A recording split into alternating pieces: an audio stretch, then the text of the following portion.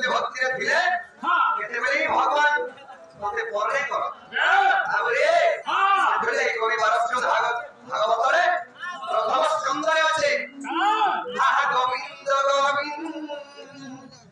ଗୋବିନ୍ଦ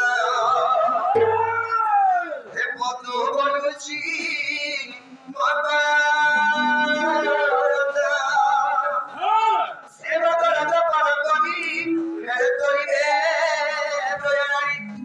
सेवायानी कपयारे मोर थाउ निरतरे निरतरे थाउ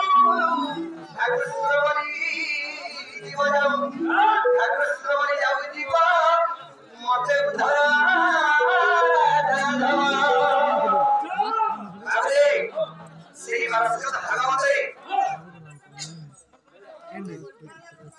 से प्रमादे जन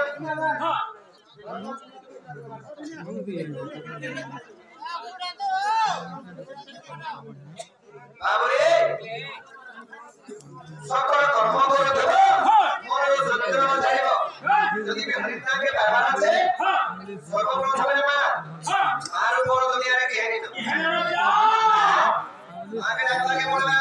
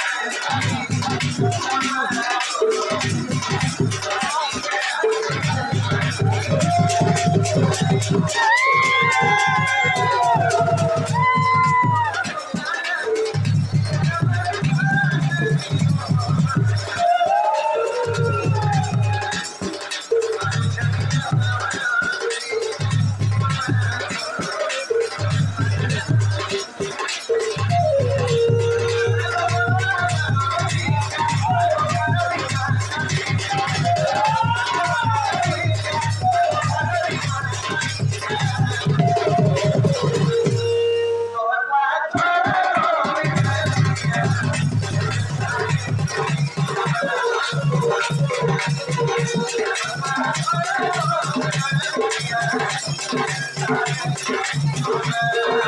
you.